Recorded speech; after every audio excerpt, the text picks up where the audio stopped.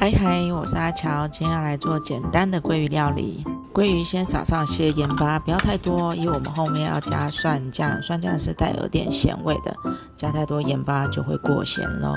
这道料理真的非常简单，只要加上这2样东西，放进电锅里，只要放半杯水就好了，这样就完成啦。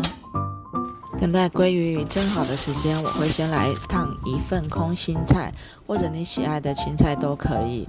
最后加上盐巴跟蒜酱就完成了。这就是我今天简单的早午餐。这个蒜油一定不能放过，加一点点进去，整体的香味就会更好咯。真的只要盐巴跟蒜酱就够了。这样就完成啦，再煎上1颗蛋跟1份小小的地瓜，这就是我今天的减脂餐啦，是不是很简单呢？大家赶快去做起来吧。